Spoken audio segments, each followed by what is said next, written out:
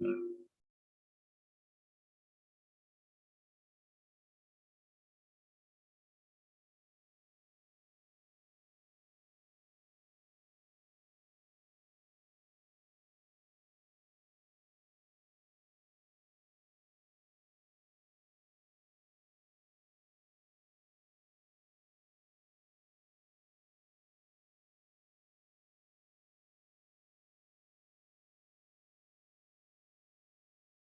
fight for every life.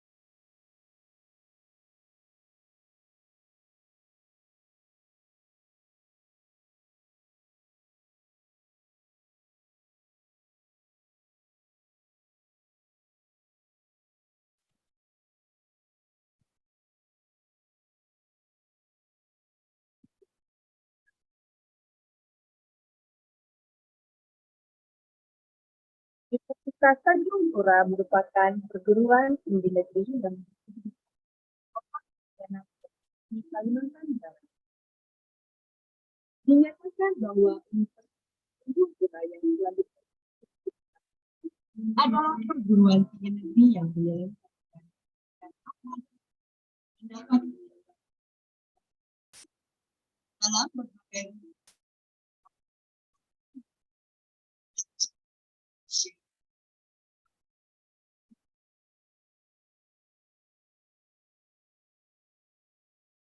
kerajaan yang pernah berdiri di Kabupaten Ketapang, Provinsi Kalimantan Barat. Nama ini merupakan usulan Raden Waribani. Terwujudnya embrio UNTAN ini tidak dapat dipisahkan dari jasa 25 tokoh politik dan pemuka masyarakat Kalimantan Barat sebagai pemerakarsanya.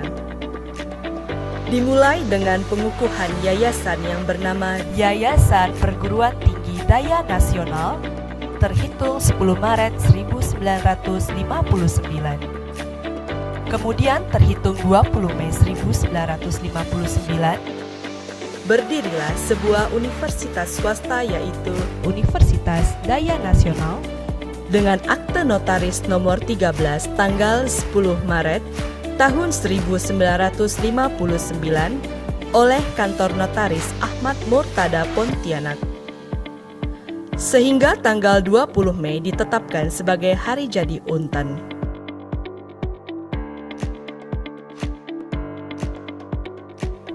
Selanjutnya, Universitas Daya Nasional diubah menjadi Universitas Negeri berdasarkan keputusan Menteri Perguruan Tinggi dan Ilmu Pengetahuan nomor 53 tahun 1963 tentang pendirian Universitas Negeri di Pontianak, sehingga Universitas Daya Nasional berganti nama menjadi Universitas Negeri Pontianak.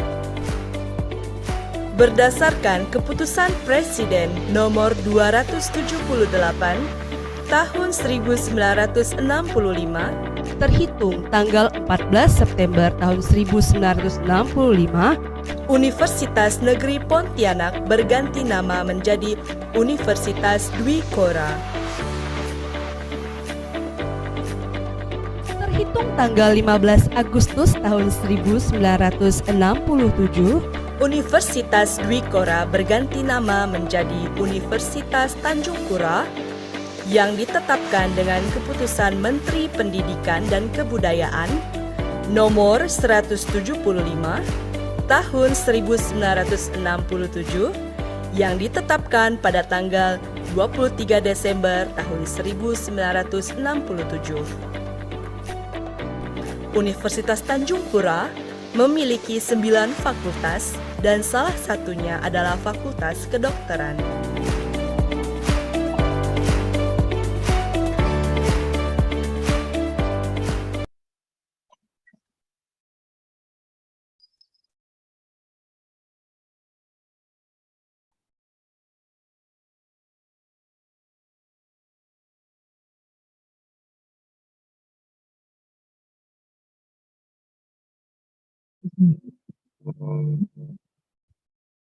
Okay, before we start our activity today, to the students, you can come forward, please, to fill the empty spaces in front of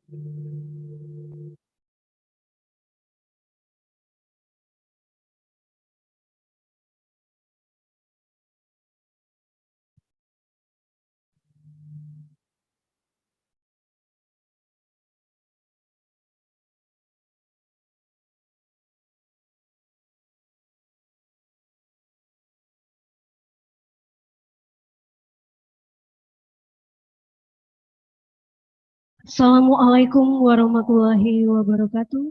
Om Swastiastu, Namo Buddhaya, Salam Kebajikan. Good morning, ladies and gentlemen.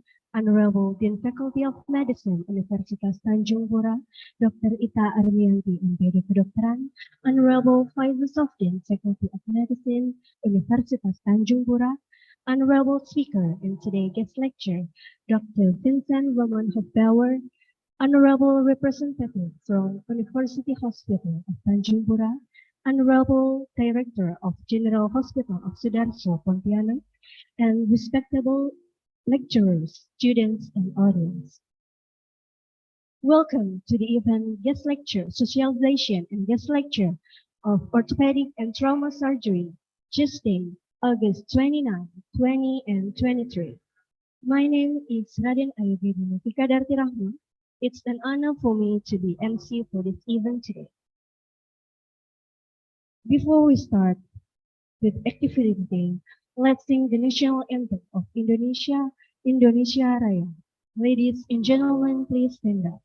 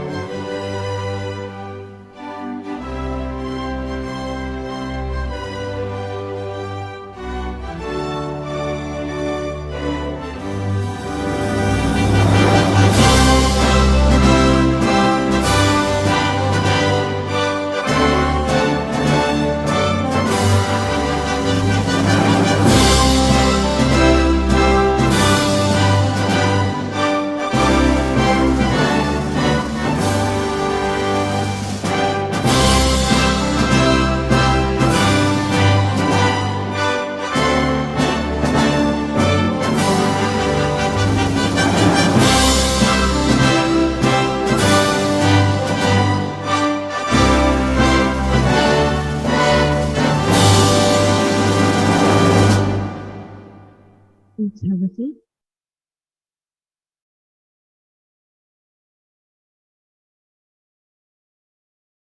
Ladies and gentlemen, let's begin our agenda this morning by hearing the welcoming remarks from the Faculty of Medicine, Universitas Tanjung Pura, Dr. Ita Armianti, MPD Kedokteran, to Dr. Ita, define issues.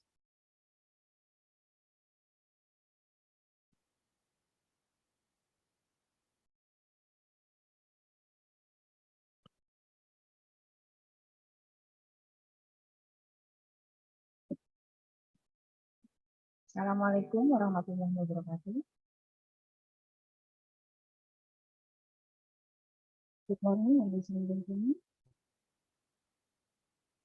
The Honorable Vice Dean of Faculty of Medicine, the Honorable representative from our teaching hospital, joining us today, the Vice Director of Sudarso General Hospital, Dr. Eko, and our teaching hospital from Universitas Tanjung Pura. the Honorable, the Head of International Office and PT Bahasa, Singapura, Mr. Anan. Thank you for joining us today. The Honorable, the Head and Secretary of Medical, Pharmacy and Nursing Study Programs, and especially for our speaker, for our agenda today, Dr. Matt Vincent Roman Hochbauer from Münster University Hospital, Germany. And also for all students, the invited guests and colleagues that joining us today, thank you for welcoming.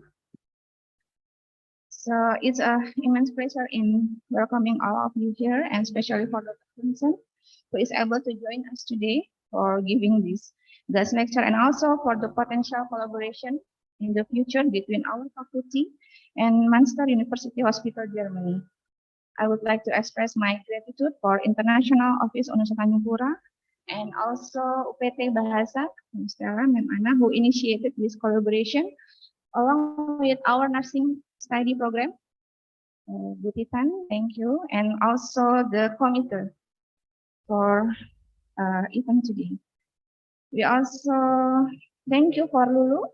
Lulu is our researcher from Charles Darwin University and also National Geographic Explorer.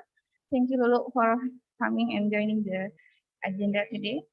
Lulu is doing some research, especially in nutrition, conducted in Kuburaya. And we are proud to have Lulu working from our campus this year. Thank you, Lulu. So this is our third guest lecture from international speaker. One is Lulu, Lulu already being one of our speaker, and then the second one is from Mara, University Technology Mara, Malaysia, and then the last one from Dr. Vincent from Germany.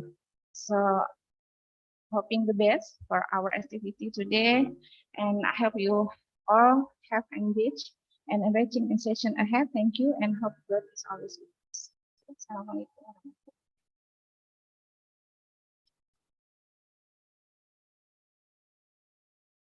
Thank you, Dr. Ita, for the welcoming remarks.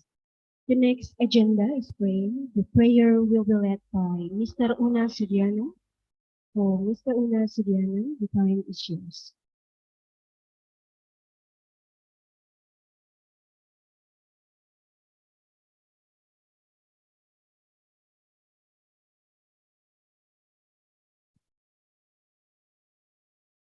Assalamualaikum warahmatullahi wabarakatuh.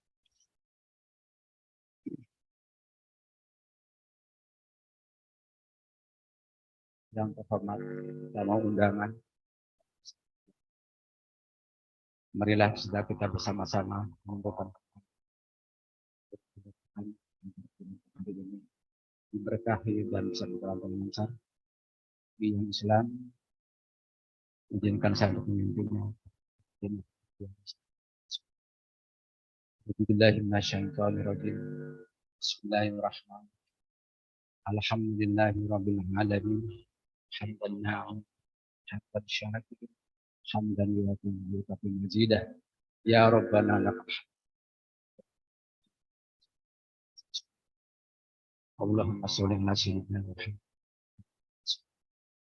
Ya Allah, ya Rahman.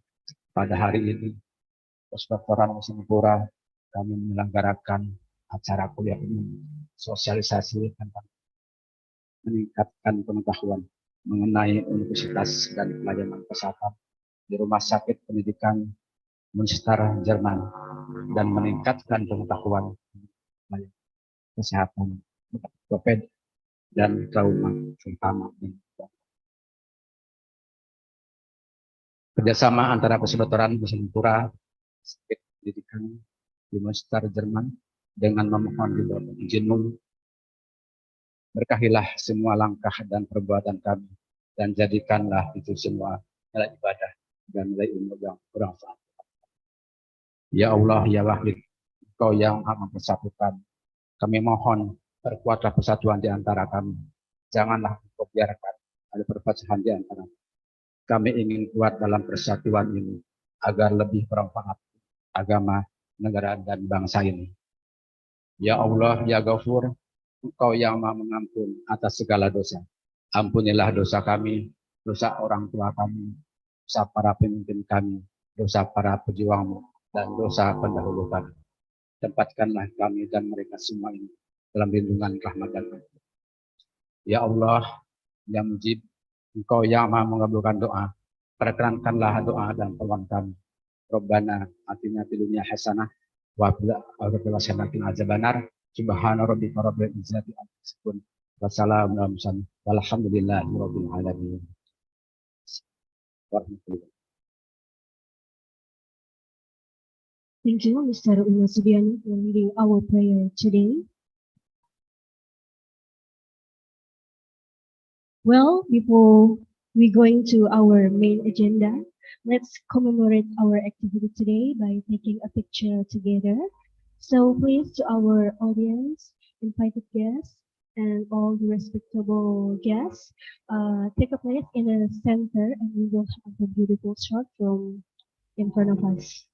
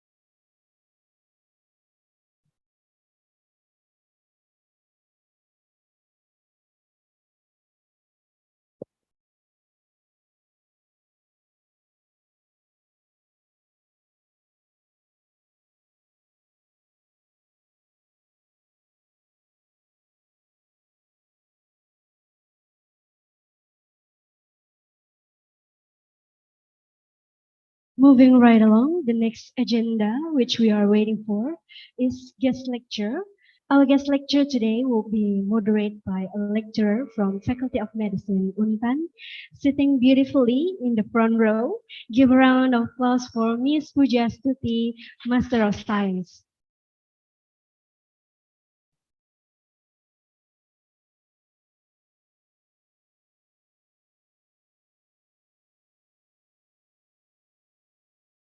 And I would like to invite our great speaker who came far away from Germany. Ladies and gentlemen, will you please join me to welcome the Honorable Dr. Matt Vincent Roman Hoffeller.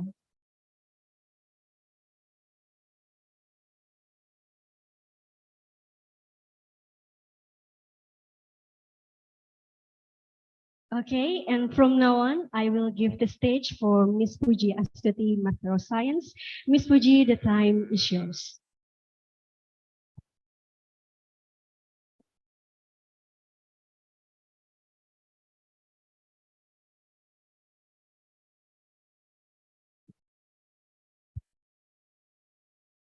Good morning, Dr. Vincent. Welcome to our university, Universitas Tanjung Pura, and this is all our faculty, Faculty of Medicine.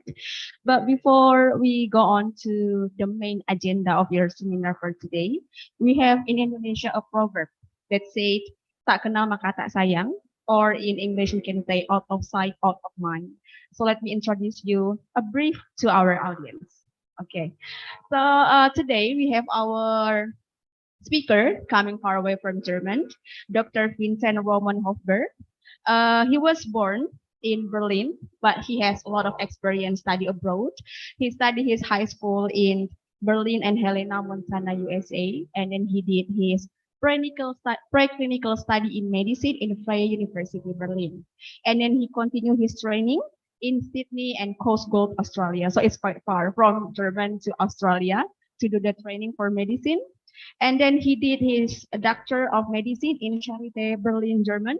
I think it's really one of the respectful university in really big one in German. And then he did his specialist in orthopedic and trauma surgery and become a hand surgeon and a specialty in trauma surgeon in University Hospital Munster.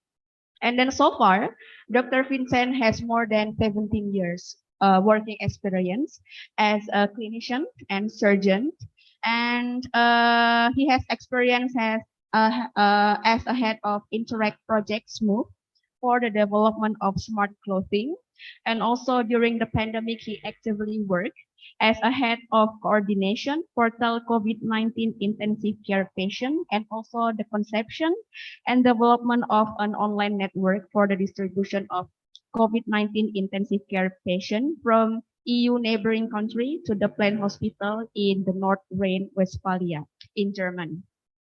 And also from several years ago up until now, he is also become the head of experimental orthopedics and become the senior physician and specialist for orthopedic and trauma surgery, special trauma surgery and head surgery in clinic for general orthopedics and tumor orthopedics. But notably, he is at the moment is the director of UKM International, executive department for the CEO University Hospital Munster.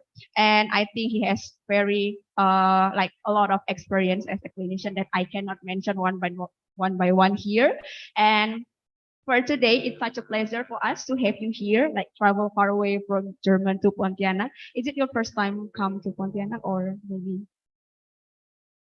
Well, it's my first time coming here, first time in Indonesia. I really like it very much. It's a beautiful country, very, very friendly and nice people. And I will definitely come again. It's too short to Pontianak. We already discussed this yesterday. 2 days here is not enough. I think it's better for you to extend your staying here because it's nice weather, right? At the moment, I think Europe has autumn, almost autumn. So I think it's nicer to be here. Yeah, it's very nice with the weather. And also for today agenda, you're gonna conduct a seminar that will be consist of 3 main topics. The first topic, more general topic about German. Maybe you can share about how German looks like and the university as well. So our audience can have like brief information about the German and the working environment there. And then he also gonna share his experience as orthopedic and surgery and also some of his study with us. So maybe after this, after the explanation from Dr. Vincent, you can have a discussion. So for all of you, the audience here and also the student, you can ask whether in Bahasa or whether in English, and I can help you to translate the question. Is that okay, Dr. Vincent? Okay, thank you. So I think now is the main agenda of us. And I will give this microphone to our presenter today. Time is yours. Well, thank you very much. Do you mind if I stand up?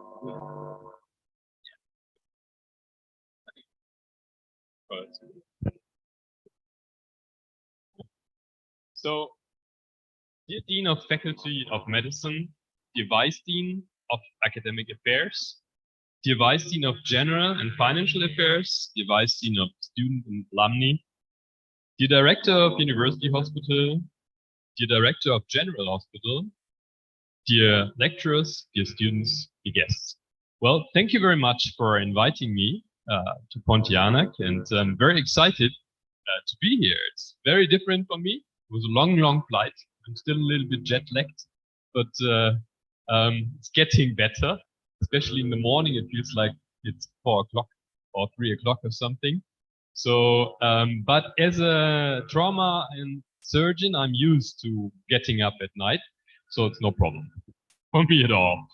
I used to work a long time in trauma surgery. I did a lot of night shifts, where this was one of my best experiences because even though it was very hard and you wake up every few minutes or every half hour of the night, you learn a lot. That's very important. You can only learn medicine if you do it.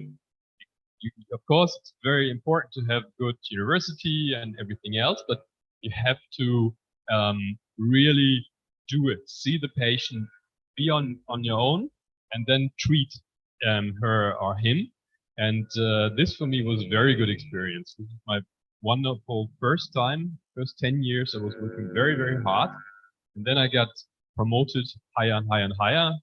And I would always say, work less. No, not like this, of course, but I work less night shifts, of course, because now I'm in orthopedic surgery and oncologic surgery and oncologic surgery. And this is very different surgery. So maybe I could start with the presentation.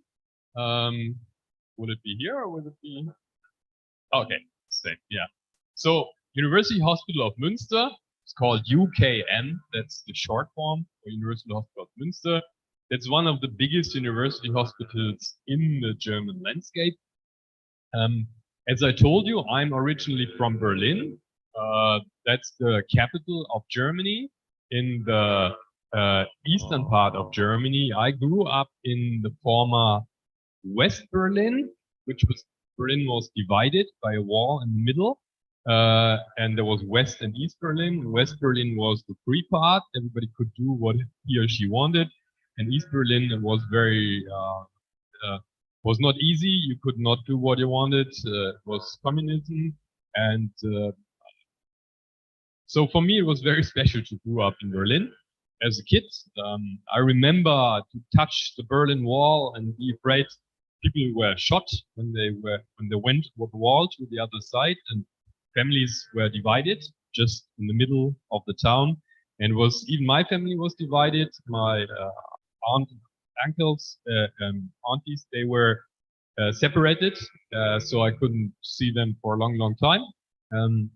But this all changed, and then I studied medicine in Berlin at the Charité, exactly after the wall came down. This is when I started there. It was a very interesting time because the East and West Berlin medical schools, they got combined. It was kind of a chaos, but it was also very interesting to grow up in this environment because everything was new, everything improved. And yeah, I studied medicine and then I went to Münster. This is what I'm talking about. Okay,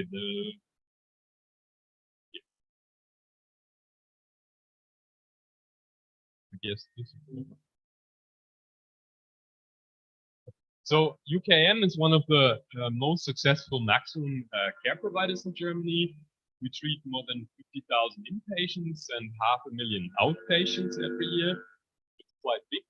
And together with the Faculty of Medicine of the University of Münster, we contribute to the training of the doctors, scientists at the University Medical Center in Münster. And we ensure continuous development. So where is Münster? Let's see if this works. So this is the world. This was my plane I was flying with. And I was coming from here all the way to Dubai to Bali, from Bali up to here. So it was quite a flight. I have been to Australia quite often. It's not that much further to Australia, actually. Yeah, let's go further. This is how Münster looks like. Münster is a very old town. We have a lot of old houses, very traditional, like Dresden in Germany also. So this is one of the main streets in the city center.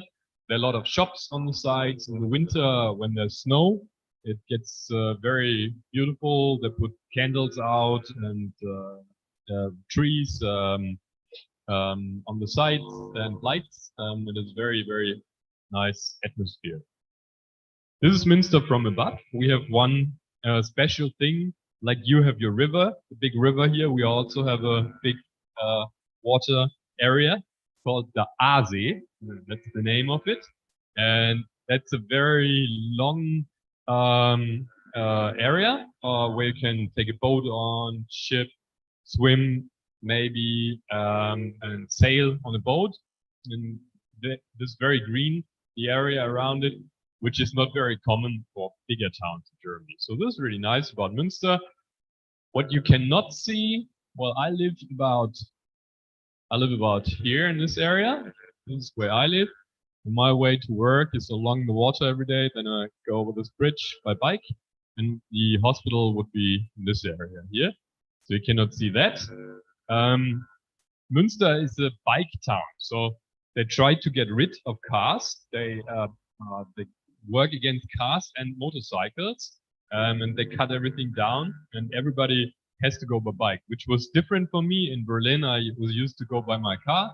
Even when I got to Münster, I have a really nice Audi A7. I don't know if you know that car, but it's a nice car, but you don't need it in Münster anymore. So every day in the morning and at night, I just go by bike, which is very good. But it's raining a lot in Münster. It's a very green town. Here it's very beautiful, the weather, at least today. Yesterday, I heard it rained last week, but today it's really nice. And Münster, sometimes it's not so easy to go by bike because it's, because you get wet when you go. But usually it works quite well. So this is also Münster. This is the lake, the Aasee. Every 10 years get cold enough that the water freezes.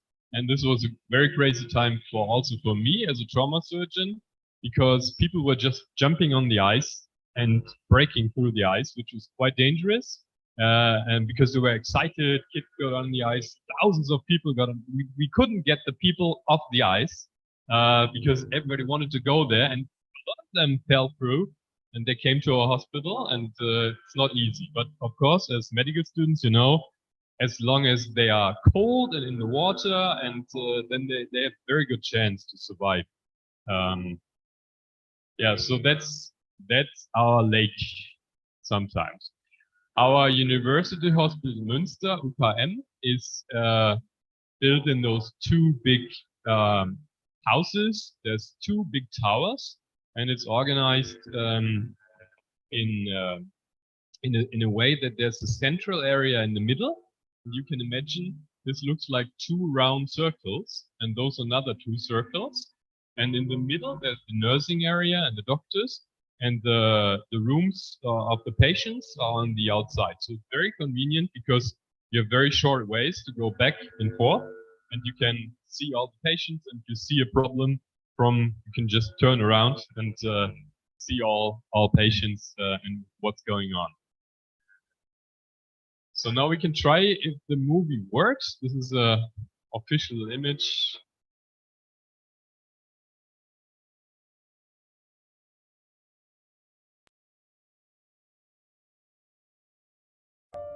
We fight for every life. We apply expert knowledge and the latest technology. We find solutions where others reach their limits. This is our neurosurgeon, Professor Safety Stummer. matters most to us.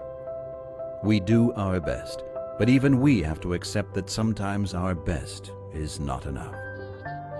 But we rise to the daily challenge of practicing high-end medicine, which covers all aspects of clinical care, Emergency room where to I worked save for 10 years. lives, to alleviate pain, and to give life. We perform heart surgeries, neurosurgical procedures, and many other sophisticated operations.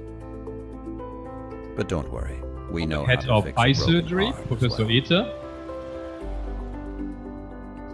Our specialist teams work together across all disciplines, The head of radiology, Professor and many Heinkel. team members do both scientific and clinical work. This allows groundbreaking innovations to be directly applied in patient care. But we also know that medical care is much more than excellent diagnostics and treatment. For all the technical perfection, people matter most. The healing process requires personal care. We provide around-the-clock medical care, even though we know that there is never enough time. We are aware of our responsibility and do everything we can.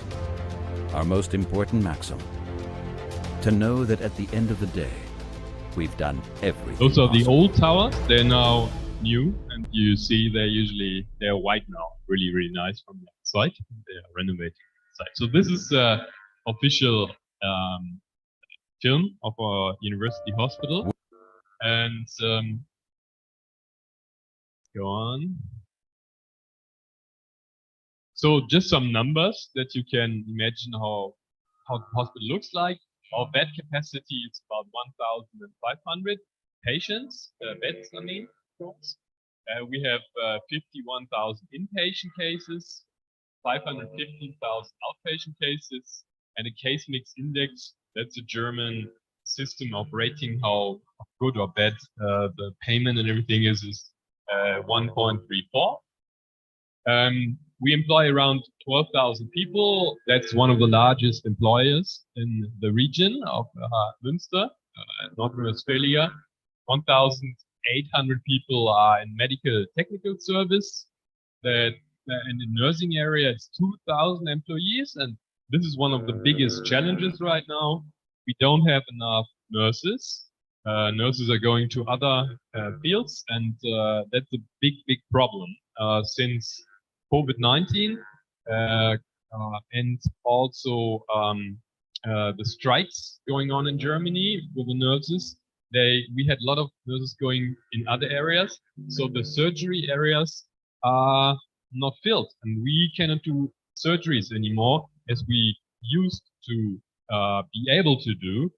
Sometimes 1/3 of the operating rooms are empty because there are surgeons, there are doctors, but no nurses. And without nurses, we have a very big problem. We cannot act very quick, and the waiting list for the patients is getting longer and longer, especially in elective cases, where no direct reaction is required. We have about 800 students in the hospital, sometimes 300 nursing and 100 trainees, and we provide training of 19 professions. Our campus, we have 38 clinics and 30 centers. We have 44 research institutes. We have 1 affiliated institute, 11 schools and training centers, 17 central offices, like occupational safety, data protection, fire protection, 17 business areas, 13 staff units, 7 central facilities, and 6 subsidiaries. This is how all looks like. Those are those subsidiaries, UKM, and those are the other names. Here you can see my office, UKM International. It was founded in 2009. At first, we wanted international patients coming into Germany, channeling them to our hospital. But since 2016, we are responsible for all international affairs. So not only patients coming into our hospital, but also affairs like me being here today is because I'm head of UKM International. And this is how I met Prof. Adi. He's a professor from here. And some of you know him. He's a very great guy.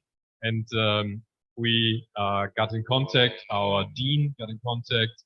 Our CEO of the hospital got in contact. And we made a memorandum of understanding. Yeah, and there's also Blutspende is to give blood, blood donoring is also a subsidiary. This is for birth, become international, kids, for training. To go on. And this is just a brief overview about our medical focuses. That's, of course, oncological diseases, inflammatory and transplant medicine, robotic surgery. This is one of my specialties. I will tell you later about robotic surgery and navigation. It's the next part. Heart and vascular diseases, neurological disorders, parent-child and adolescent medicine, pre-perinatal medicine and fertility center, and musculoskeletal medicine. This is trauma and orthopedic surgery. This is where I basically grew up in the hospital. Okay, so this was the first part, just a general overview of the hospital and what we do. I don't know what we should do. Should we discuss now this part, or should we go on with the second talk and the third, and then discuss all? Yeah, and then we discuss all because maybe some questions are answered. All right. Yeah, then I want to tell you something about robotic surgery. I do developing and research since I was a student. In 2000 and I think in 2000 I started, 1998. I started when robotic surgery and navigation was very small. It was nothing, and everybody thought, what is he talking about? This is future stuff. Nobody will ever use it. But now it gets more and more important. And I did this a long time ago when I did my doctorate thesis I did it about ACL replacement. And for the ACL, anterior cruciate ligament, it's very important to have the right position. And 1 millimeter in the wrong direction, on the wrong side, you have a lot of pressure and you can move your leg anymore. So the outcome is not very good sometimes. And I developed a system how to put the new ACL on the perfect position so that you have isometric movement of the leg. And so this was my first contact with robotic surgery. So the talk is can I go back? Computer-assisted orthopedic surgery, 2023. I will tell you something about intraoperative 3D navigation of a chondrosarcoma of the pelvis. And this was a rare case, a 16-year-old male patient. He had a secondary G1 chondrosarcoma of the ileum on the right side in a multiple exostosis disease. And he had a exposition 621 at UKM, so we knew what we were fighting against. Basically, we had the results of the laboratory before, and then we did surgery. It was 3D assisted navigation of internal hemipelvectomy P1C. Tell you what this is later. With hemisacrectomy S2, and we resected the nerve root S1, S2. L5 and the ischiaticus nerve. Then we reconstructed the whole thing with a screw rod system. It's called Saloni vertical polyaxial 6.2 millimeter screws with a composite osteocentesis. Then we put bone cement around this construction to make it more stable. It's something we developed in our hospital, Professor Goldseger, boss space. So, and then we did plastic coverage with the swing flap of the psoas muscle and gluteus maximum on trochanter major. So this is a 3D image of how the situation looked like. You can see the very big tumor. You look from, of course, you know this, from the back to the patient. You see a tumor growing on the side here. And now if you take away all those tumor with the bone, there's no stable condition anymore, and he could or she could not walk anymore. The patient couldn't walk anymore. So we had to come up with a solution how to put screws in here. But then, of course, you know, to put those screws in there is it's not very easy. You lose orientation when you do surgery. When you have such a big tumor, there's a lot of blood, and it's not easy to find the right direction for the screws. And if you put them through the nerve roots, the patient will have ongoing problems, walking or other problems. So this was just for planning. And this is what I, P1C is the different resection of tumors in the pelvis. And P1C is that you cut off here and here and take this whole area out. So you saw the tumor was growing around the pelvis up here. And if you cut it here and there, it should be all gone. And then it's very important to have the safety margins to the tumor. And sometimes it's not very easy to know where you do the surgery and where you cut. And of course, if you have an oncological case, you cut into the tumor and you spread the tumor cells, the patient would probably die and the tumor will grow again. So it's very important, and this is how navigation and robotics helps us to find the right margins to really cut where it's correct. So I came to University Hospital Münster and I started to build up a 3D printing there. My professor, he was into 3D printing before, and he had a very small printer, and he said, well, Vincent, this is going to be the future. 3D printing is very important, and when you have something when you have a DICOM image of a patient, so you have a CT scan or an MRI scan, you can only see it two-dimensionally. But as a surgeon, I'm used to have three-dimensional surgeries, and you are all three-dimensional. You're not two-dimensional. So it's much more. It's way easier to have a 3D print of the tumor and of the whole situation, and you can turn it around, look from below and up. And there's a lot of scientific studying that those 3D prints help in reducing surgery time, because you plan your surgery before, you know what to do. You could even try it before you do the surgery. You can just cut along and see, oh, no, this was not good. You should not do this on a patient, of course. You should do this on a 3D print. So this is a 3D print of the pelvis. This is the tumor. Here you see the tumor, see the pelvis, and you could really plan how to do the surgery. Here again, you see the planning. So what we did before the surgery, we put those screws in here three-dimensionally, and we could really see in the 3D image that those screws are in the perfect position. Once you have this perfect position, you store it in the system. The computer stores the 3D position of the screws, and then you have all this information on a navigation ceiling monitor. So everybody can see during surgery where the tumor is, where's the bone, how's the patient. But how does this all work? Who of you, has anybody of you seen navigation systems for surgery before? Anybody? Okay, then I might want to explain how the system works, because it's important to know. Then I go one step back. In the next slide, I think I can explain.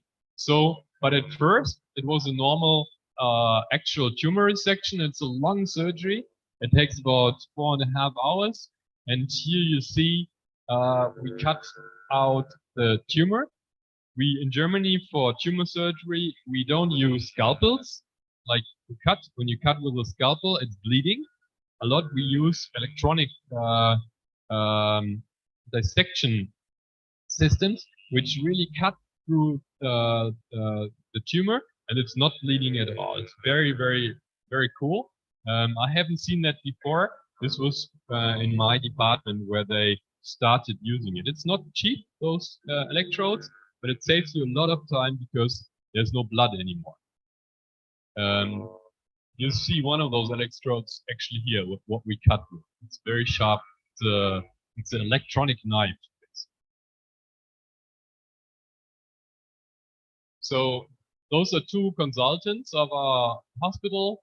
There you see the tumor, and you see it's very clean. There's no blood at all. So usually there would be blood everywhere here, just a little bit here, and the whole tumor is out. But due to this new system of cutting, there's very, very dry. And then I take over. What you do then, and this is very important to understand now. If you see this, there's a clamp going to the pelvis. So this is the pelvis. The patient is laying on his side, and the clamp is clamped on the pelvis. So it's a very stable connection here. And here you can see so-called reference marker. So this is a star consisting of 1, 2, 3 little round reflecting devices, and they have a special configuration. So there's a, I don't know if you can see this. Here's a camera up here. Is it possible to take this away up here?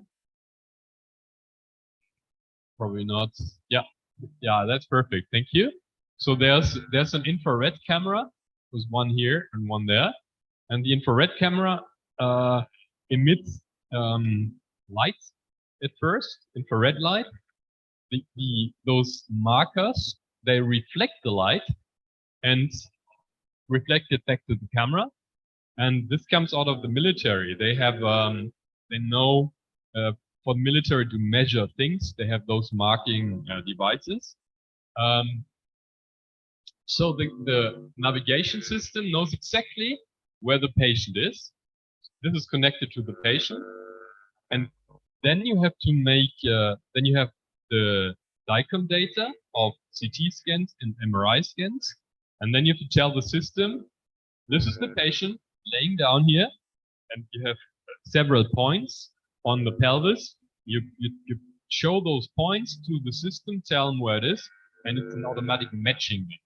Then the navigation system, we use BrainLab. BrainLab is the biggest leader in Europe. I also developed for BrainLab new systems and new ideas, and help programming new software for them. So what the navigation system now knows, this is the patient, and he's laying on the side. And this is the principle, is that this clamp is stiffly connected with the patient.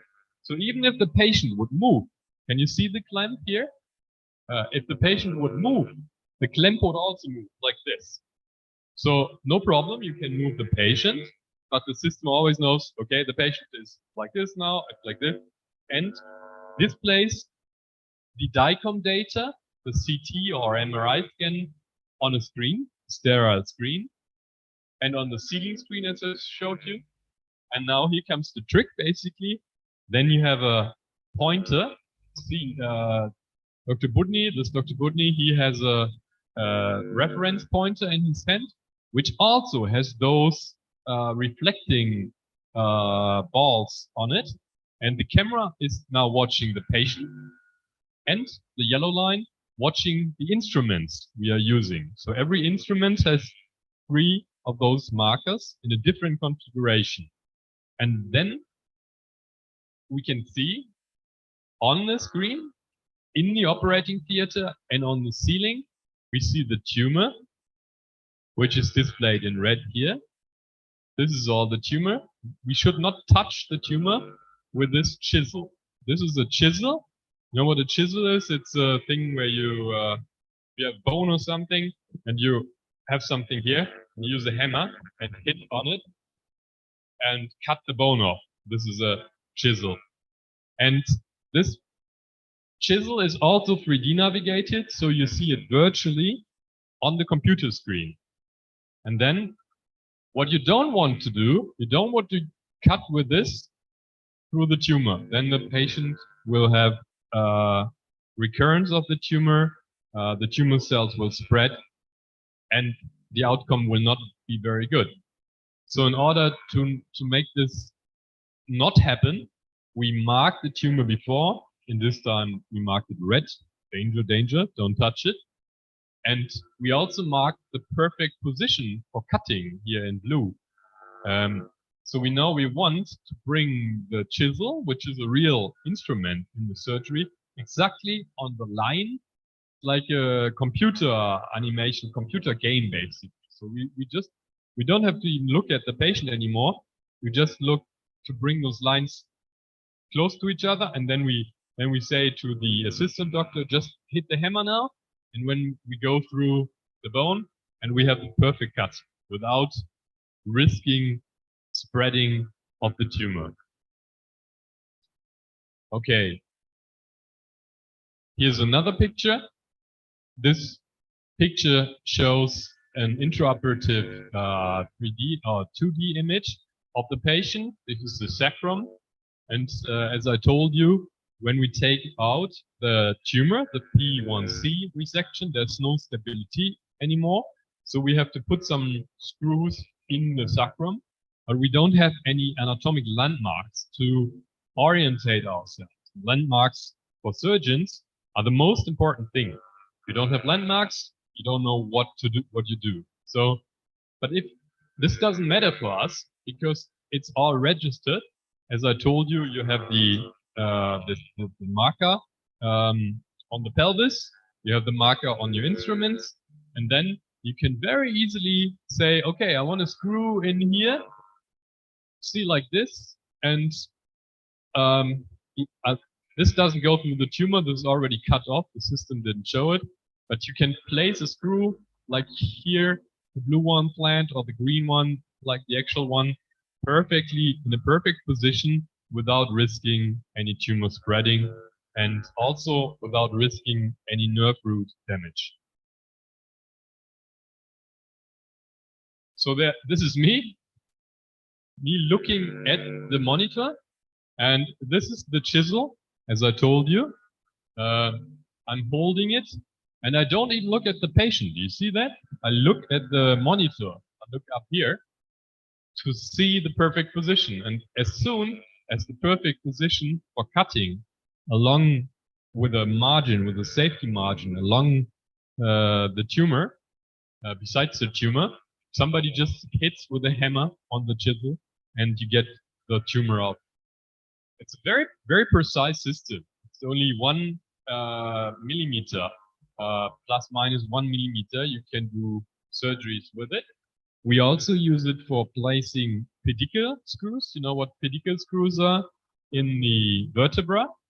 When you do vertebral surgeries, it's sometimes not easy to see, especially if you do scoliosis, where the vertebra of younger patients, maybe it's twisted.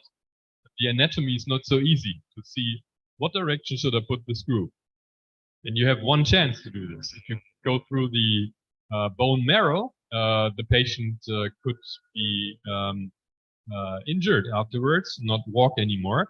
So also for spine surgeries, we use this navigation system to be very sure to put a screw in the perfect position in the pedicle. And this is basically what we did here. So I look on the screen, I hold this instrument. Here you see the other instrument, which is fixed, the reference page, which is fixed to the patient's anatomy, to the pelvis. And here you see that, and all vessels, joints are not in risk.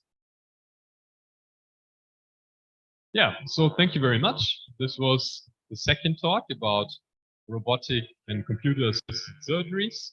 I bet you have a lot of questions about this because it's very, very, I think in my opinion, this is the future and this will help you and maybe your students later on and the students of your students, whatever. They will work with this, what we cannot imagine now, but it will change surgery in my opinion. And it will get cheaper and cheaper. In former times, only the Charité, where I studied, that's one of the biggest hospitals in Germany, they had one of those systems. Now in Germany, every bigger hospital has a navigation system. We have about, I think, 10 or 12. They cost about €1 million each, still quite expensive. But for the outcome of the patients, it's very important to have this. Okay, yeah, so this was about robotic surgery. Maybe we can have like 5 or 10 minutes discussion Yeah, first, because yeah. I think it's really interesting Sure. topic to our audience, and before they forget the question they want to ask, maybe some of the audience want to ask something to Dr. Vincent related to his study or related to the Munster University Hospital of Munster. Oh yeah. It's a public medical system, and it's all, so we also have private patients, especially the patients coming from other parts of the world. International patients, they pay privately, but it's a mixed system in Germany. Yeah. Okay. Is there any other question? Okay. Over there.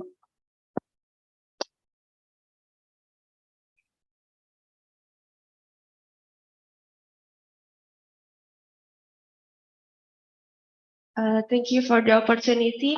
I want to ask, as long as hospital in Germany doing the computer assisted surgery, have you ever faced a problem like have you ever faced a problem during surgery like technical error? Yes, yes, and that's a very, very good question. That's a very good saying. A fool with a tool is still a fool. Do you understand what I mean? So if you have somebody who's not able to do the surgery and he has this tool, this navigation system, and then he thinks like, oh, I can do this. It's very easy. But then what will you do if there's a problem during the surgery and the system, maybe the power goes off and the system doesn't work anymore? So it's very, very important to always be good as a surgeon first. And when you're good as a surgeon and when you can perform a surgery yourself without any help, then you can use this tool to be even better. But it's not a good one. I could tell you some real bad experience of me being a student. I don't know how it is here, but during my training in my first part of my medical career, I was always the expert for navigation and robotics in the surgery room. And then but I was a small medical doctor, just started in my training, in my first year maybe. And then you have a consultant being very much older, maybe more experienced, but he or she has no idea about the system. And it's sometimes very hard as a student, because of the hierarchy, to tell them you are doing something wrong during surgery, because it has to be quick sometimes. And there I had a bad experience during this time when my consultant did something wrong, and I wasn't allowed to tell him that he did something wrong. And this can be very dangerous, because with the system, with the navigation system, you look at the screen and you think you're good. You think you have the perfect position. But if you misuse the system, in this time, and in this case, it was the reference star. As I told you, it has to be very stiff. No movement between the reference star of the reflecting thing and the patient, but it got loose, so it bent. And the system thought he's doing, so he looked at the screen, did some surgery, and thought he was good, but he was not good doing the surgery because the star had moved. And I wasn't really allowed to tell that. And this is very important. This is like, but now it changed. In Germany also, my department, it's like my boss, he listens to the youngest students, even to the, I don't know, school students who do an internship or something there. And if they say there's something wrong, in my opinion, it's always very important. If the higher you get in your level of expertise, it's very important to listen to you as students and even other people who don't have anything to do. This is what happens in aviation when you fly with a plane. In some countries, it was not allowed that you are telling your co-pilot or the pilot that there's something wrong with the plane and the plane crashes. And this is because this is a very good question you just asked. This is exactly what happens and what is the problem in medicine. If there's a problem and somebody realizes the problem, he or she should tell. And I will never punish any student of mine or any younger doctor or whatever if he says, "Hey Vincent, you do something wrong." This is very important. Then I think, okay, maybe I'm angry then at first, but it's very important to realize that you're not always top of the world, that somebody else could tell you something. And especially with those tools, it is very important to be good and to always check, is the system working? Is the system working? And if you have no experience with this, you should take somebody like they took me into the surgery room and and let them help you, even though they are the I don't know, head consultant or something. So thank you very much for that question. Thank you.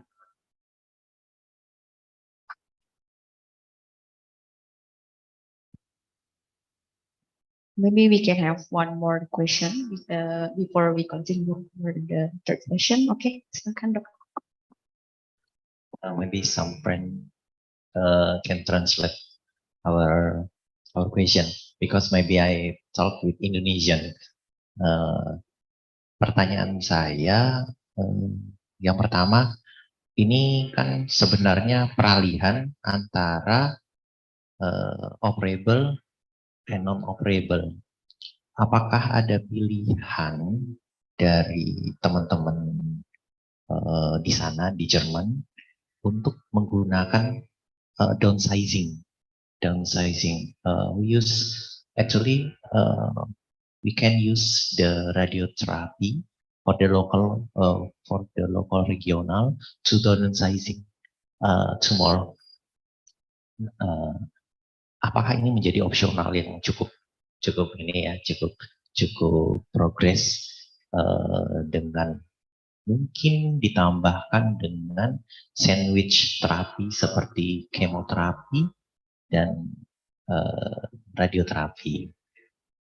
Kemudian yang keduanya, saya melihat operasi ini sangat luar biasa sekali karena melakukan almost helmi pelvictomy dari ininya ya, dari pelvisnya.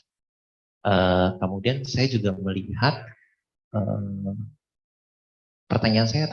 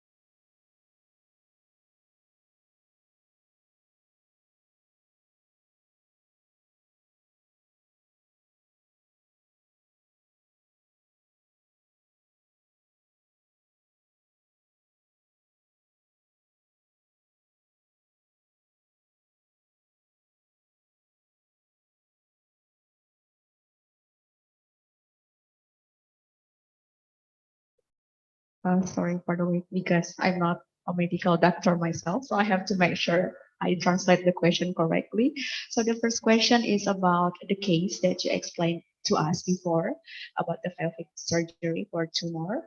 Is there any possibility that you did sandwich therapy first? For example, you try to reduce the size of the tumor first, and then you can do the surgery maybe much better with the smaller size, or you usually just directly choose to do the surgery to the patient, or after the surgery, do you also maybe combine the treatment with some radiotherapy or any other therapy that can give less side effect to the patient?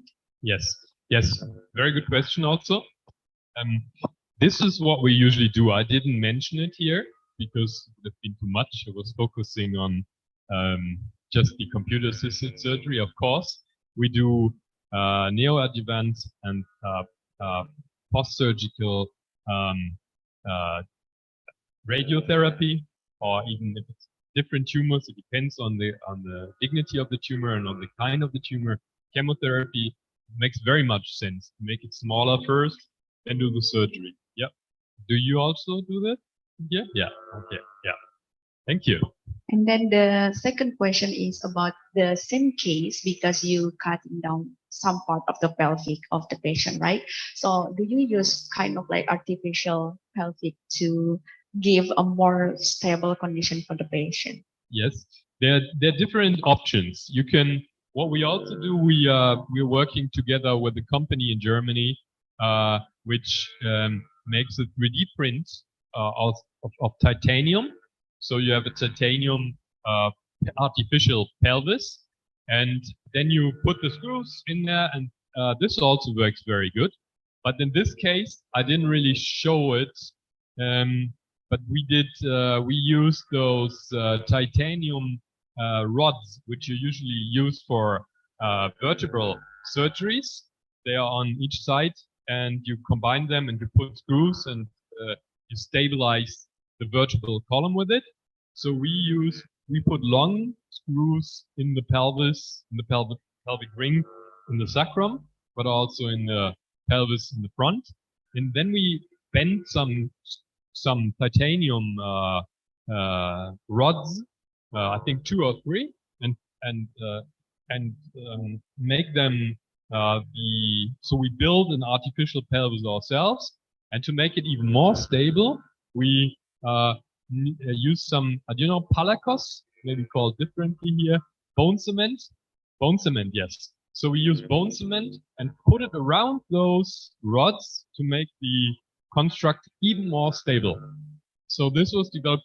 This is way cheaper than 3D printing a titanium pelvis. It's very expensive, and this system, I think it was developed a long time ago in Münster, and it works very well. Patients are, even though it's not made for this, it's made for the vertebral column, but it has very good.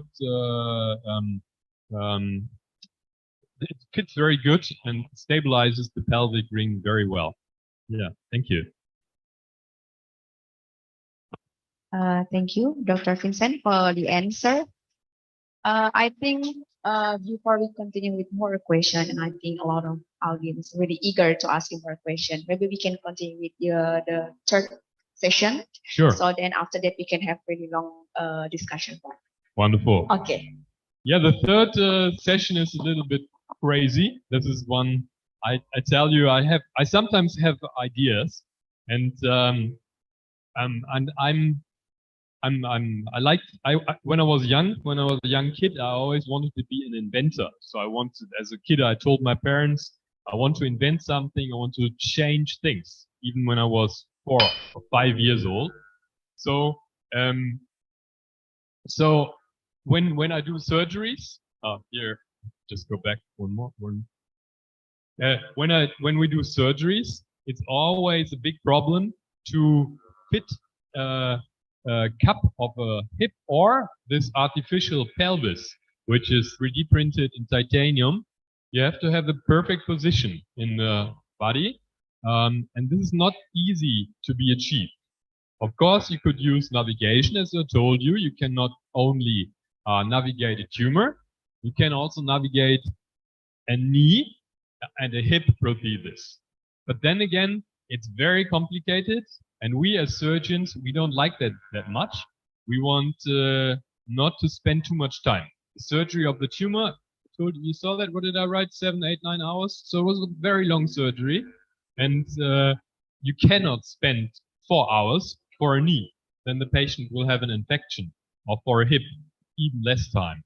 So I thought about an idea how to fix a cup for a hip prosthesis or any other prosthesis in the body, to fix it at the perfect position.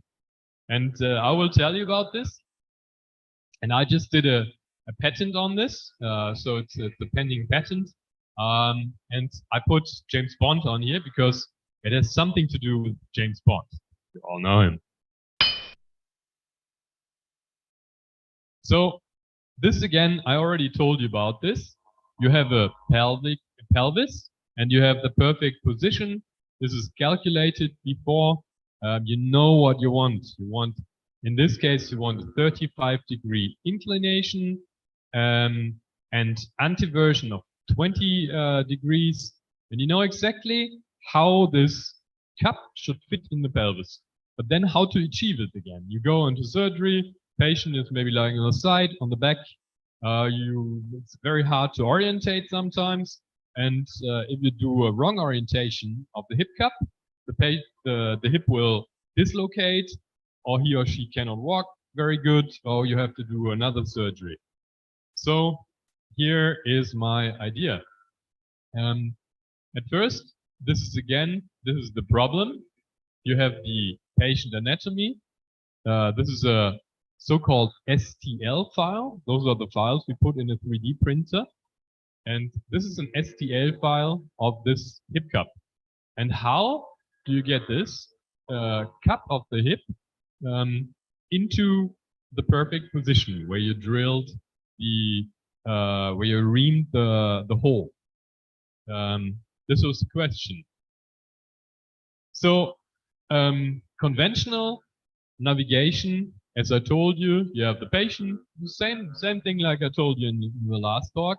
You have the reference base fixed to the pelvis, and you have your instrument, and you can put maybe a screw or a wire in the perfect position, and you can orient your prosthesis. This is so-called looming, but it's time consuming. As I told you, it needs to reference, and it's expensive. But would there be a possibility to make this all cheaper and to achieve this precision without having all the side effects of time, need to reference, instrument, and expensiveness? So I don't want this. What can you do? Well, I thought about an idea. If you have 3 non-parallel trajectories, like one going this way, one going this way, one going this way. With this, I thought it could be a possible way to describe a position of an object in a room. So here's the idea. You have the perfect position in a 3D planning. This is think of this as the CT scan of the patient's pelvis. This is the STL file of the hip cup in the perfect position. So you have it on the computer, but you don't have it on the patients. And the idea is how to get this position on the patient and have the same perfect position on the patient after surgery. So can you again move this upper part? Oh, wonderful. So not licensed to kill, but licensed to drill. This was the idea.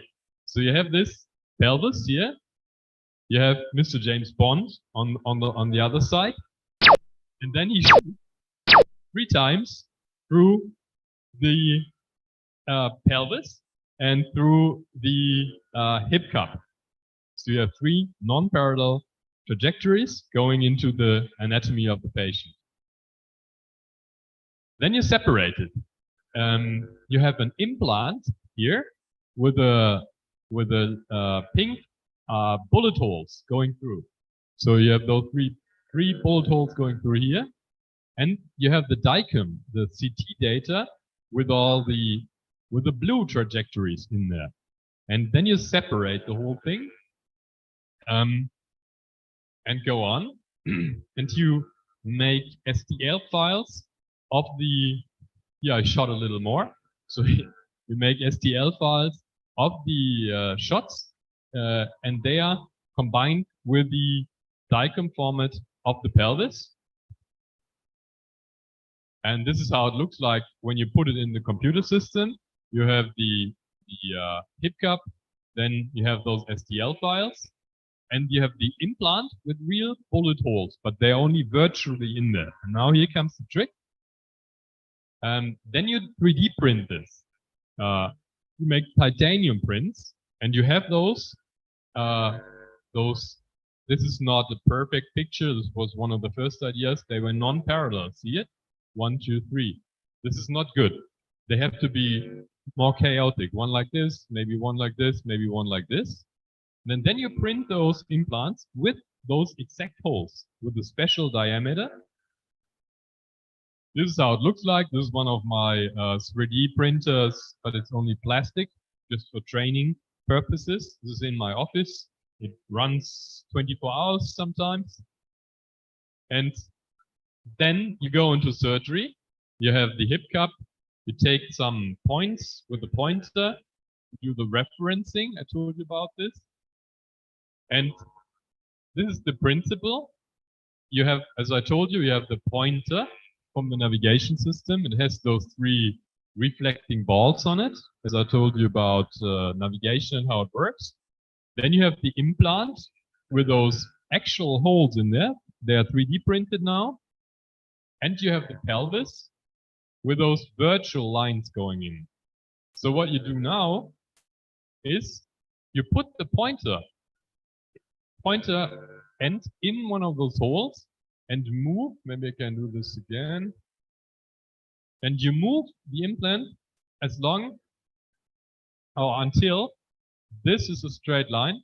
And then you put the pointer in this hole and see this is a straight line. And at the end, if everything is correct, you have the perfect position without wasting any time on the patient. So this is how it looks like in the operating theater. This is the overlay of an STL file shown in green to the pelvis of the patient. So this is the 3D imaging. And you see the hip cup position now. You see one STL file.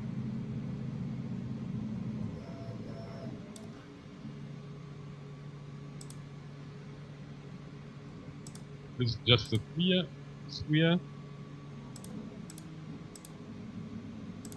And there you see some other STL files, the shooting, as I told you.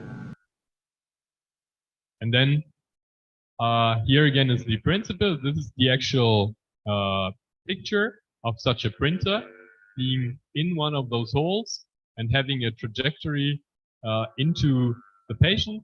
And here you can see my hand trying it out on a plastic 3D print, and it works very well. I have one of my students who's just doing a doctorarbeit, a doctoral thesis on this, and he is checking the precision of the system. So, but in my opinion, it will be very, very good and very easy to do. And this is a totally new idea how to fix one object to another object. So you could not only use it for medical surgeries, but you could also use it for industry. If you want to fix one object to another object. This is again how it looks like. Here you have the patient, and this is a small animation, and you move it, and you have those 2 lines again, those trajectory, the red one and the blue one in line with the pointer. So to sum it up, the planned 3D position can be realized without referencing. Referencing is a very long process. It takes a long time for the patients. The custom-made implant. So you can put those holes through everything, but the system doesn't have to know how the implant or the pelvic 3D printed pelvis really looks like, because you just have the holes. It doesn't matter as long as you know where the perfect position is. And you have no navigation marker fixed to the implant, but this is how it is until now. This leads to a precise reconstruction with the exact planned centers of rotation, even without anatomical landmarks. So you could do this on this plastic hip, maybe on a hip where you cannot see anything anymore. Works, and it can be used with every navigation system without the need to buy expensive software. Of course, I used to work for BrainLab and develop for BrainLab, but they want to sell every single software. It's maybe 40,000 euros or something. You don't need that. You just need the basic software, and you can do whatever you want. So at the end, you have an anatomical reconstruction. You have no extra costs, and it's very, very fast and easy to do. So, and I also checked PubMed. You know PubMed, and some use STL and DICOM, but there's no matches, and studies have to be done. This is what I do right now, because this has nobody else has done this before, and we are really, really excited to see if it works in the future, and if we basically have a breakthrough in 3D navigation of custom-made implants. Well, thank you very much. I hope you understood this. This was kind of crazy, one of my crazy ideas, inventions. Yeah, this is what comes up when you do surgeries all day, when you think of other things and when you don't think straight, but you think like round and chaos and take other things into one research project. Thank you very much.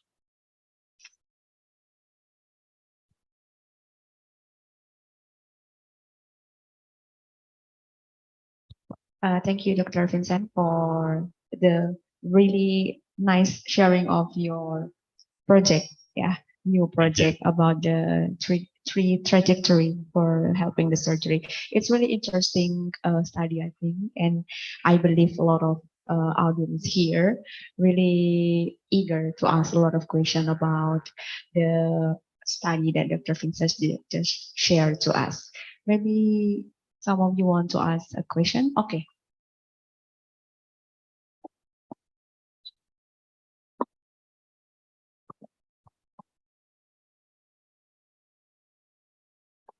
All right, thank you for the opportunity, Dr. Vincent. So my name is Naisila, and I want to ask you for several questions. So first, how long did you planning the 3D planning until you know, this is the precise projection? And also the second one is the implant stay for the patient lifetime, or we need to, rebuild and reoperate the implant for the patient? Maybe that's all that I want to know. Thank you. Thank you very much for this question. Yes, well, it takes about, I would say, maybe 20 minutes for the planning of the 3D position. It always depends. We work together with companies. They do the planning. So we basically send the DICOM data to a company in Germany, and they build the hip cap, and they have the position. And this is how I came up with the idea. Then we get the implant back to our clinic, and we get a 2D image of the implant. And this is hard again for a surgeon to imagine. Like if you have a 2D position, but it's a 3D thing actually. So this was how my idea came up. And now, so I think the planning is about 20 minutes. That would be the first question. And the second one, yes, of course. the hip cups or knee implants, they have to be exchanged. For hips, it's a long time now. It's maybe 15 years or something. The time for hip cup to stay there, but this also depends on how good the position is. If you have a bad position and the inclination or something, or it's the hip center is not restored correctly, then it could be in half a year or a year. So this makes it so important to have such systems and to have good surgeons to get the perfect position. I would always choose a surgeon who does a lot of hip surgeries and go to her or to him to do this. And they're very good. And then I would also prefer navigation, of course. Not only this is I just like this research area, but I think the outliers, like most surgeries go well with the experienced surgeons, but some have big problems, and you don't have those anymore if you use 3D navigation. Yes, so the answer would be yes, you have to change it, but it depends on the age of the patient. And sometimes with older patients, you could just leave the prosthesis in there, and it's more dangerous for the patient to do another surgery, but to wait and maybe have a little bit of pain. Accept this. Thank you. Very good question also. Okay. Thank you, Dr. Vincent, for the answer. Is there any other question from the audience? Oh yeah, two questions, maybe from this side first and then later from that side. Hi, thanks for the opportunity. First of all, let me introduce myself. I am Hengki as a medical student of Tanjung Pura University, but let me ask in bahasa. Jadi sebelumnya saat ini untuk teknologi terkait dengan surgery itu kan sudah ada robot Da Vinci yang dikeluarkan oleh negara Amerika Serikat. Nah, pertanyaan saya untuk tools yang tadi dijelaskan itu, bagaimana cara kita untuk menghindari getaran alami dari tangan ataupun tremor untuk mendapatkan hasil yang presisi saat pembedahan menggunakan alat tersebut, dan apakah alat tadi juga memungkinkan untuk mengurangi pendarahan pada saat operasi tersebut. Terima kasih. Maksudnya pertanyaan tadi alat Da Vinci robotnya atau alat yang dijelaskan? Yang dijelaskan. Thank you for the question. So he asked, during your surgery experience so far, and when you do the surgery using the robotic system, do you have any experience or do you have any case where the surgeon has tremor condition? So it's kind of like challenging operation because the tremor condition itself, and what you usually do when that case happen, like tremor during the surgery. The patient. The surgeon, yes, the surgeon. Like if you shake, like yes, this? shaking during the surgery. Is there any experience like that, or there is no experience like that because all the surgeon will have like really good condition, hand condition? Well, I have a good answer. I'm a hand surgeon, so I have to be very precise. I am not allowed to shake. But of course, sometimes when you're tired, when you had a long day, when you do all night shifts, sometimes it's very hard, and sometimes you really have to concentrate. But then you always have another surgeon being in the operating theater, and sometimes it's wise, even though you're the more experienced one. Like, but if you fall asleep, it's not good for the patient. So sometimes it's wise to give to say, like a pilot would do in an airplane, would say, hey, could you fly for an hour? I have to relax a bit. But usually I never had a tremor, I cannot remember this. For the navigation, it wouldn't matter because the rate of the system checking where the surgical instrument is so high, you could have a tremor like this, and the system would still track it. It's very, very, very, the frequency is very high of the tracking of the instrument. So there it wouldn't matter.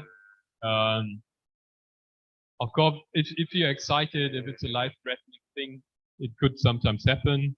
But for me, I don't think it ever happened to me. And I'm really very, my fingers are very still because I'm used to do very small surgeries, even very, very small nerves. And it has to be important. But when I started my medical training, I ripped apart so many sewing equipment because they are as thin as a hair.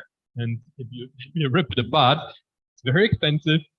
Then your consultant goes, what are you doing? But then then you have to try again and try again. And, then you get better. And I had a very, very good teacher, Professor Langer. He's one of the best hand surgeons in Germany, Europe, and he taught me how to handle this. Thank you. Okay, thank you, Dr. Vincent. And then maybe another question from the left wing.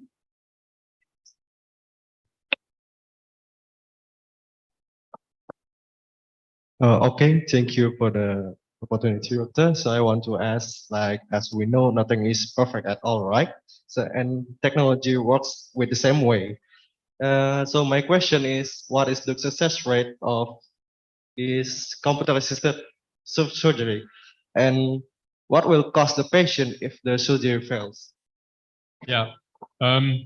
Well, the systems, when I started my medical training, as I told you in about when it was 2000 or something, those were the first systems, and those robots they basically put into the operating theater were the same robots they used on a car for drilling holes or something. And this was very dangerous. The hip position with one of those robots and the drilling into the hip, this was the beginning. It is called, and there's a different, it's called active robotics. So, but we as surgeons, we don't want a machine taking over the surgery.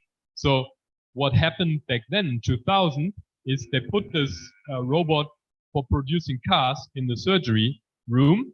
The surgeons were standing against the wall like this, watching what happened, and then the robot did. Then you had to go, oh no! And you have to redo all the things. Oops! So it's all broken then, and this happened quite often. And you cannot stop it. It's too fast and too powerful.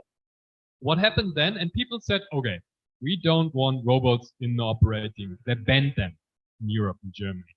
Nobody wanted those. What was the name? I forgot the name. Casper? I forgot the name of the robot coming out of the automobile industry. But everybody was afraid of those things. But what happened then, and this is what I'm working with now, it's called passive navigation. Passive navigation is that there's no automatic drill which drills in there and you cannot stop it anymore and it's getting dangerous. It's you have an instrument in your hand, as I showed you, which has those reference markers, and you as a surgeon, you just have additional information on a computer screen, and you see if you do something wrong. But then you can always throw this thing away and do the surgery yourself, and it won't harm.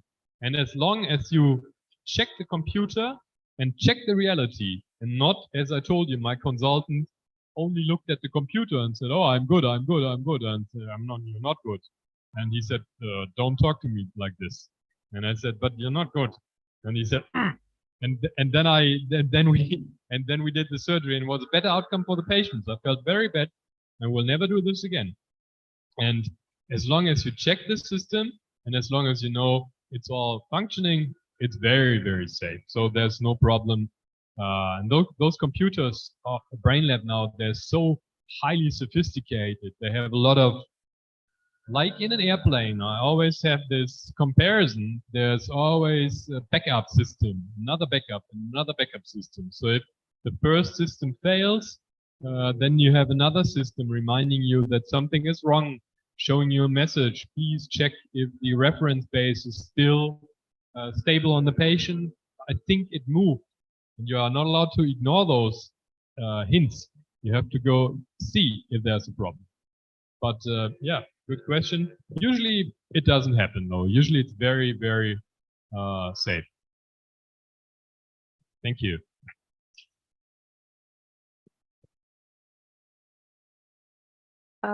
Is there any other question? Okay, one more question from the right side.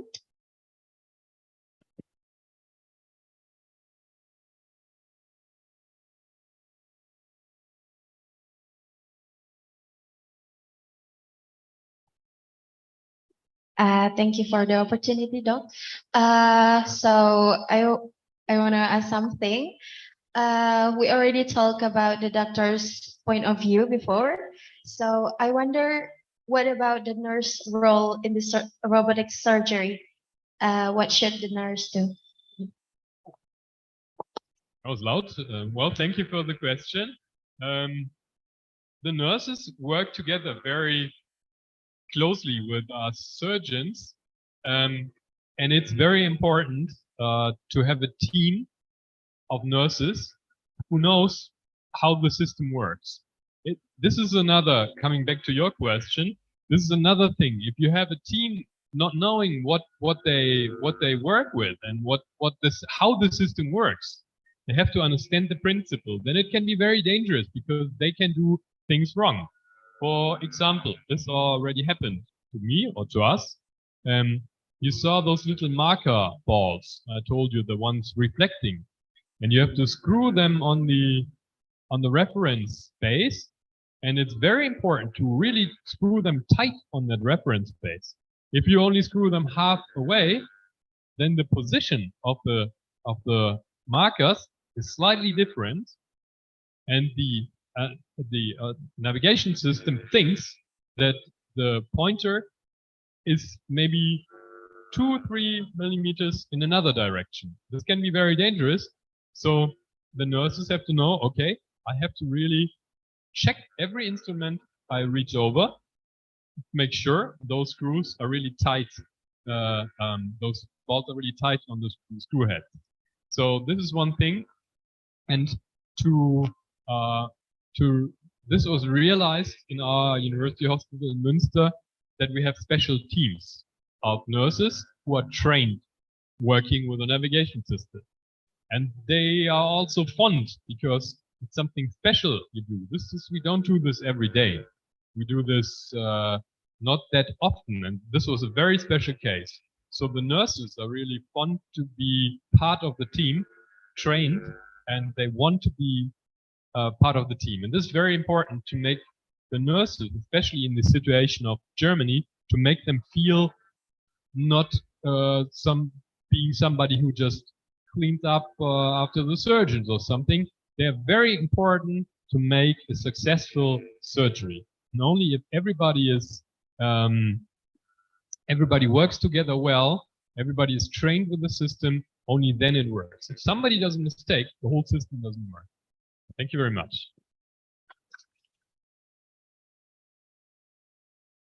Okay, so we can see that nurse also playing a big role during the surgery, not only the medical doctor. Because in here we have three major. We have medical doctor student, nursing, and also pharmacist. Maybe Wow. she study nursery. That's why she's asking that question. Yeah. Is there any other question from the audience? Okay. Okay.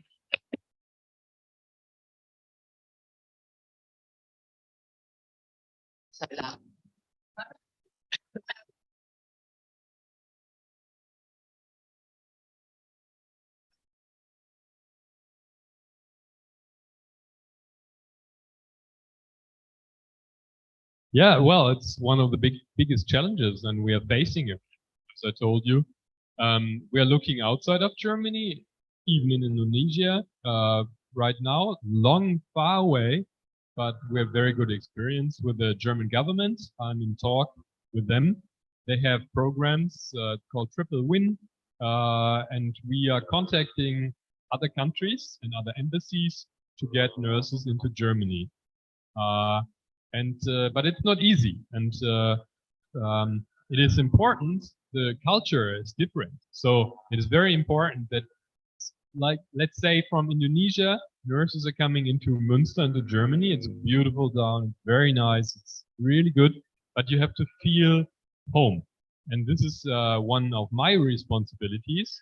If we, like as the head of the international office, to make those people coming from other parts of the world welcome, to also have their culture, to make them come here with friends, maybe with other nursing friends or students. That so you have community, and this is one of the most important things, because in my opinion, nurses in Germany have been treated not good enough. So they went to other jobs. They got out of hospital. They didn't want to see patients anymore. It's very bad. I mean, it's one of being a nurse is a wonderful, fulfilling job.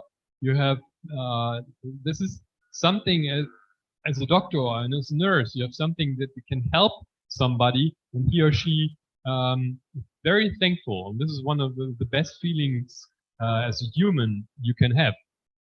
This is why, in my opinion, it's very important to make the nurses in Germany feel welcome and valued again. And we do a lot of effort in this. But of course, the other hospitals in Germany, they're all our competitors. So they are running to other hospitals. And sometimes they think in other areas, in other hospitals, it is nicer and better. And some even come back and say, okay, it wasn't that bad at your place. And some go out of the medical field also, and some then say, oh, I don't have the fulfillment anymore. I want to work with people, but now I'm working with machines or something, and I want this back. So in my opinion, it will take some time in Germany. It's a very bad situation now, but but the reputation is worse than it really is. And this is why I think it will get better in the next 5 or 10 years. But yes, now we have a problem. We have a shortage. We as surgeons can do surgery.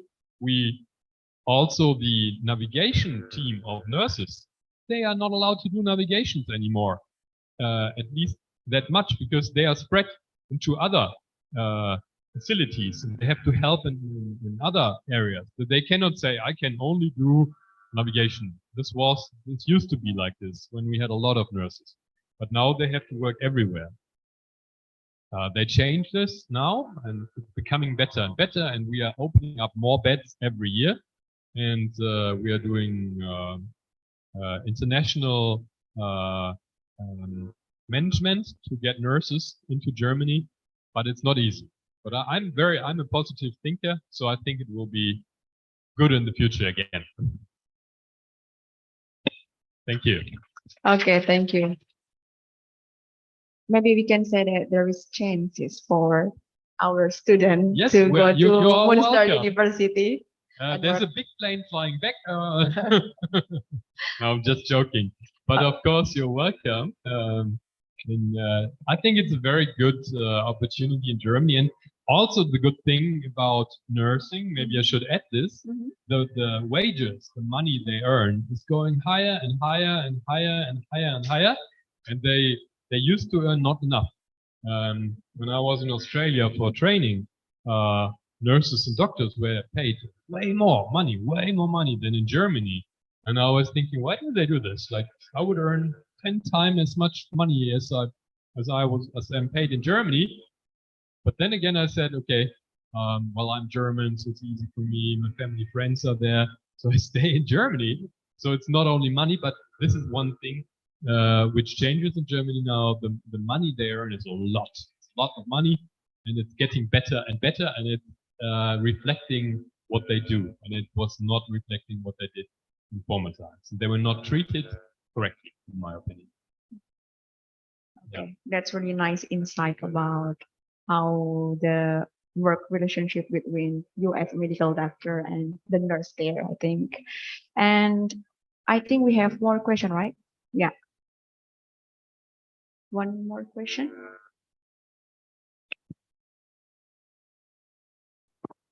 Okay, thank you for the opportunity. My name is Karen, and I want to ask that I'm curious about the post-surgery stage. And do the patient need any intensive or particular observation from healthcare professional, or maybe any special physiotherapy? If so, can you explain them? And also, I want to ask that, will the patient get speedy recovery or the same amount of time or need the same amount of time with patient with ordinary common surgery? Thank you. Thank you. Thank you for the question. So the last question first. In my opinion, the recovery time is about the same. So there's no big difference. The only difference would be that you're very sure that those screws are correctly placed and it's a very stable position. Those screws are placed in the correct area. You have a stable pelvic ring, so you can put weight on the leg earlier, maybe, than if you do a surgery compared to a surgery where you don't know if the screws are really fitting into the pelvis and if they are really stable. So this, maybe it's a little less, but there are no outliers. That's a point. And to come to the other question, intensive care, yes, we usually put those patients on intensive care or intermediate care, but just for one night. So this is very easy. You saw the blood the patient lost. It was not much. It is maybe one towel full of blood. This is all. So there used to be a lot of more blood being lost, but due to this new cutting technique with a laser knife or with a electronic knife, the blood loss is less, and the patient doesn't suffer that much from blood loss, at least. Was there a third question? No, that was it, right? Mm-hmm. Yeah, thank you very much. Okay, thank you. Is there any other question from the audience? Okay, we have 3 questions. Is that okay, sir? We have enough time, yeah. Okay. 20 more minutes. Okay.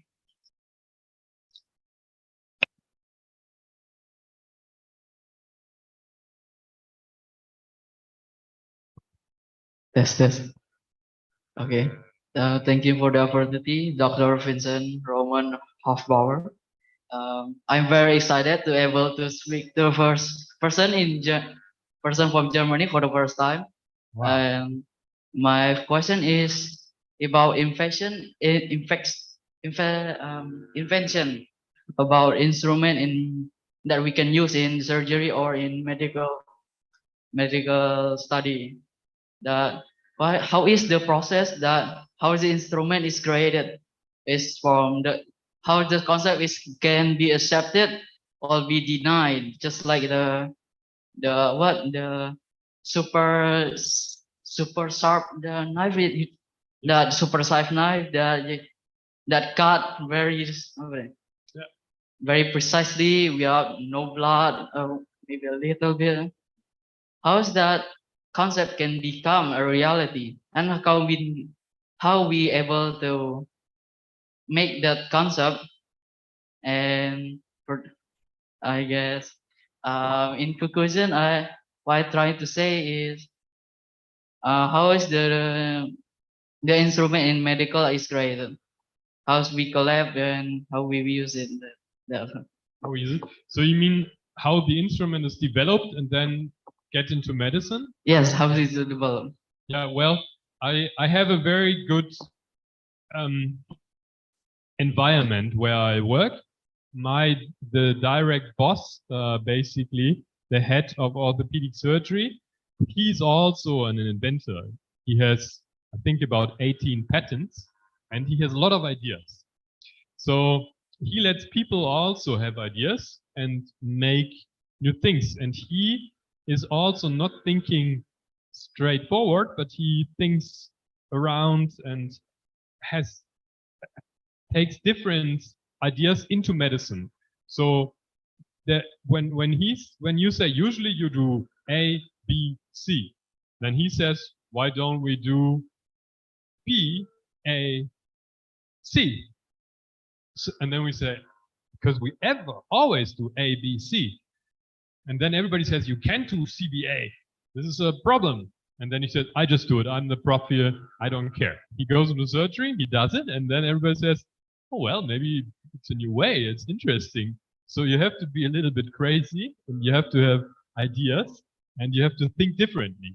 This is how Elon Musk, I don't know, all the big inventors, innovators, how they come up. You should not always think of the straightforward way, but think of other ways to fix something. And this is how we come to your question. New instruments.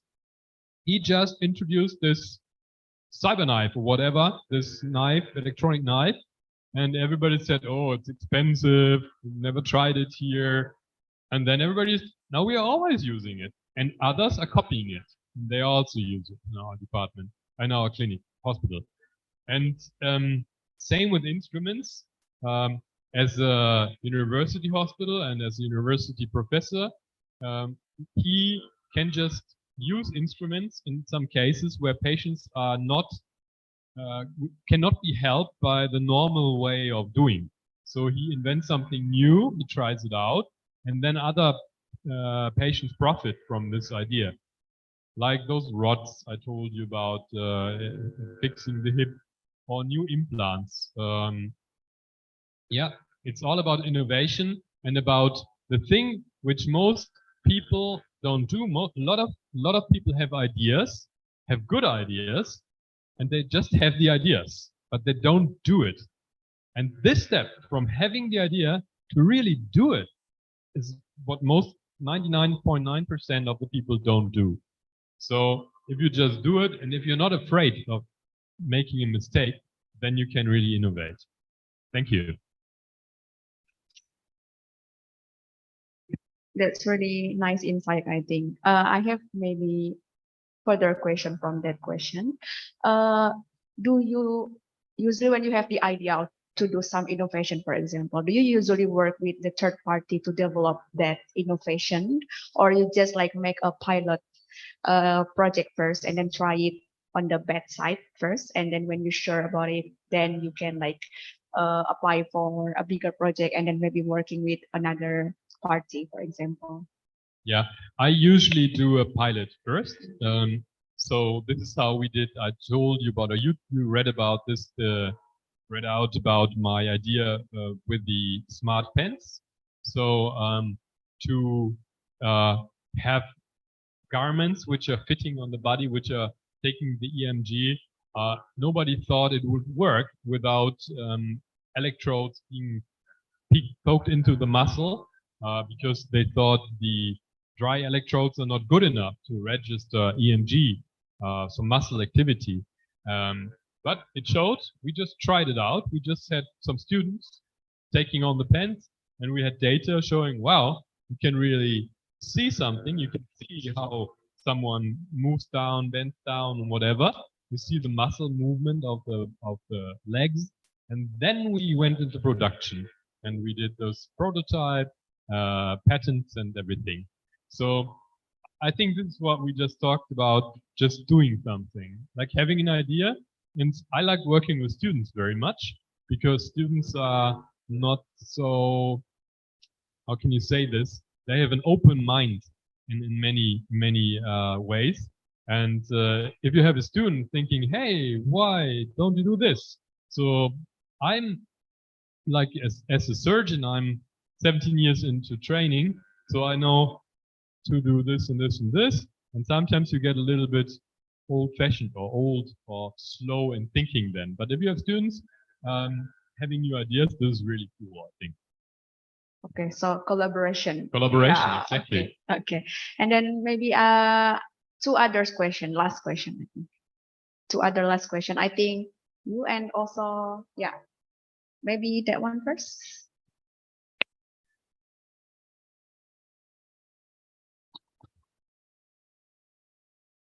Hello, Dr. Vincent.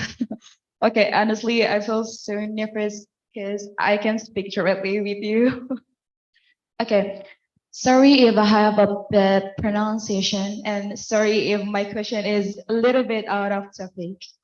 So my question is, how to play the technology that doctors create for Indonesian hospitals themselves, which are sometimes unfamiliar with advanced technology. What is the best way to socialize it to health workers, and how to convince the health minister that this can be implemented in Indonesia? Thank you. Thank you very much. Your English is very good. I understood this. I understood how's the way to implement the ideas into Indonesia. What could you do maybe?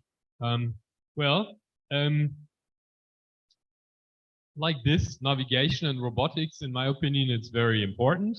And what, in my opinion, also is important to inform the dean and the head of university, head of surgery, about those inventions and what you have. And for us, for my hospital in Germany, it was very important that I have a good relationship with our CEO and with our head of finance, because they are not used to know that they can't, because they are not surgeons. They're not on the operating room theater table, so they don't know what is actually needed. But our CEO and our dean, we have a small group of people who do inventions and who do innovate, and we work together very closely with the CEO directly. I meet with them every 2 weeks, and we discuss new projects, new innovation, new machines we need in surgery. So it's very important for the deans and for the CEOs to have contact with the real operating team. And this would help, of course, in Indonesia also, if you know about a system, and if you as a doctor in the clinic or a nurse say, well, this would be important for us, and then it's important to have a good connection to the upper level, to the C-level, C-suite, who decides what is being bought. Because usually as a young doctor in a clinic or nurse, you will not be able to decide what to buy. But if you have a view of the future, and our CEO and our head of finance in our university hospital, he had a vision.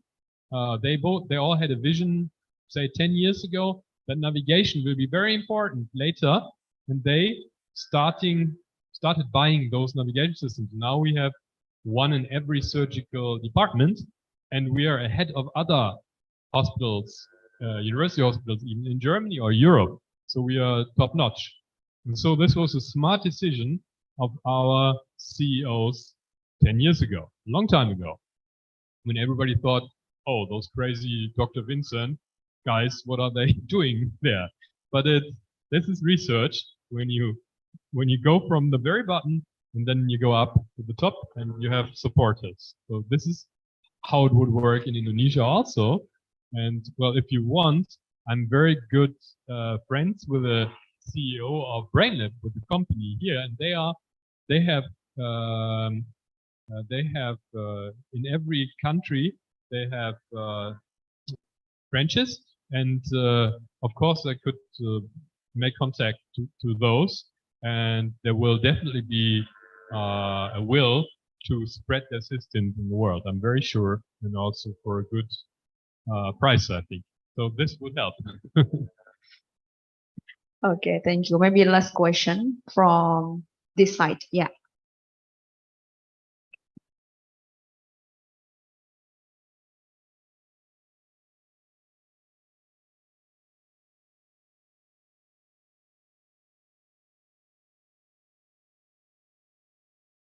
Yes, okay. Thank you for the opportunities. So, Dr. Vincent, you've told us about such brilliant idea before.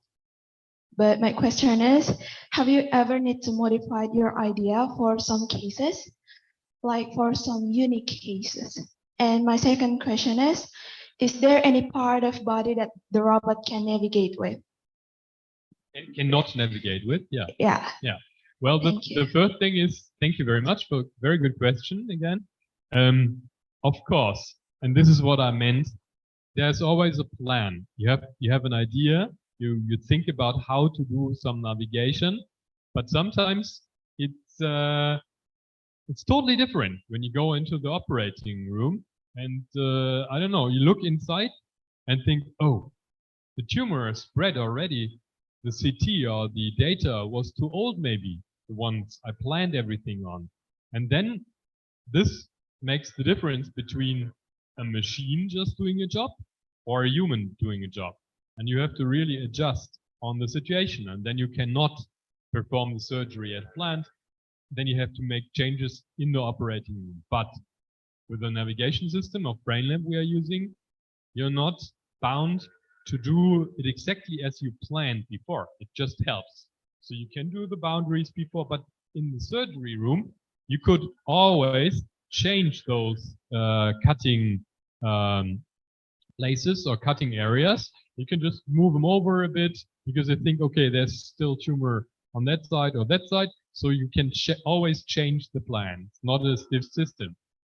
If I come back to what you asked back there, of those robots who do just the drill and they are planned before surgery, they cannot change because it's planned preoperatively and they just do what you tell them. They're stupid machines. But with a passive navigation we are using, you can always change intraoperatively. And what was the second question? My second question is there any part of body that the robot can navigate with, like the hip or? That the robot cannot navigate? Yeah. Yeah, that's also a good question. It has to be stable fixation to some bone. If a stable fixation is not possible, like if you want to remove a tumor out of the muscle, like in not a tumor, sarcoma, it's not possible because it's moving.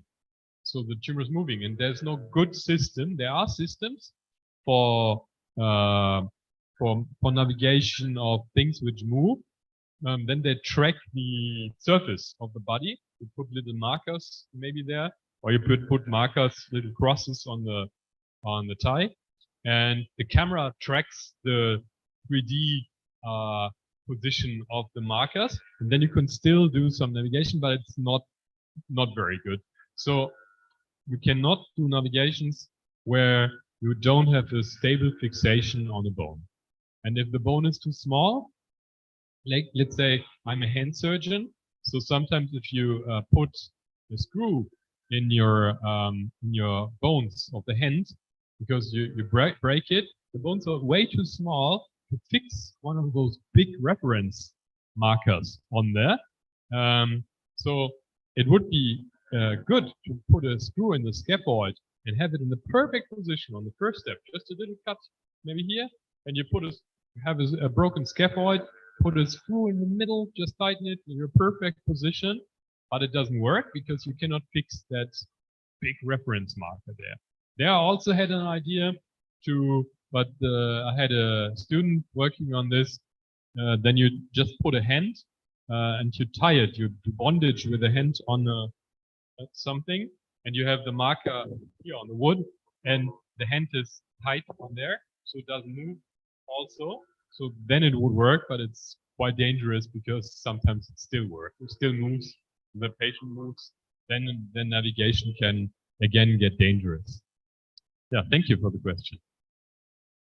Okay, thank you, Dr. Vincent. Maybe that's the last question for our seminar today. It's such a pleasure to have you here, and we can see that all of the audience is really interested with your study. Thank you, yeah. And I think if we give more time, there will be like thousands of questions coming into you. Yes. So maybe that's all for the main agenda of today, your seminar. Thank you again for your sharing session here with our student here. And I hope you enjoy your time in Pontianak. And by that last question, I, as a moderator of today, will close the session of the seminar today. Thank you for your attention and also cooperation, and especially for our speakers. And now I'm giving back the time to our MC, Bugebi. Yeah, thank you very much. It was a pleasure being here. Thank you for inviting me.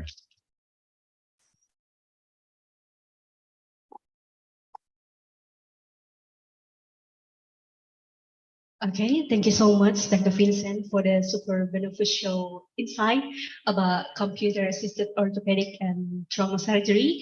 And also, thank you so much.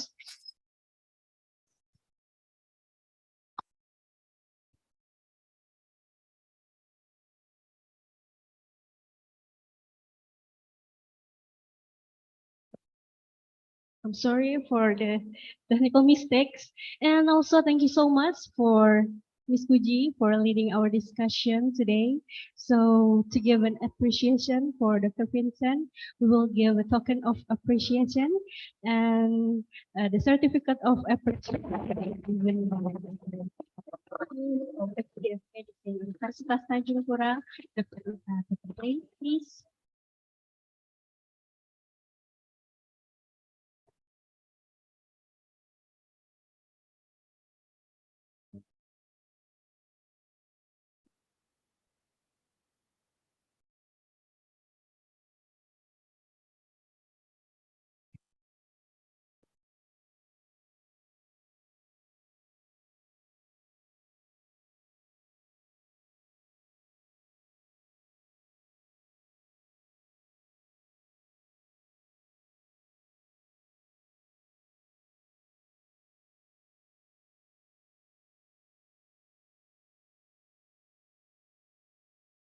Give applause, please.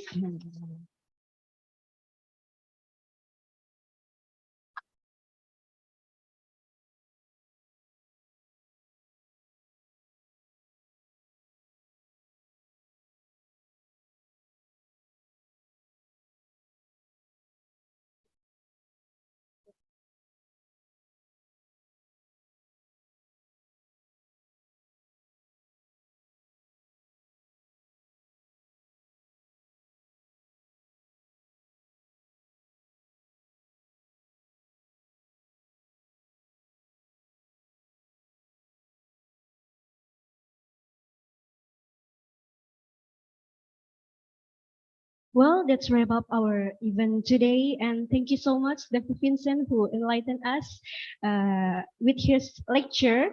And we look forward to meeting you again, maybe in another blissful moment, or maybe in Germany, hopefully. And thank you so much to the audience for your coming and nice attention. Hopefully, this event bring us benefit for our knowledge. Ladies and gentlemen, thank you so much for having me as MC, and you've been guiding this event. I made a mistakes. I'm sorry for that. And lastly, I will close this guest lecture today. And wassalamualaikum warahmatullahi wabarakatuh.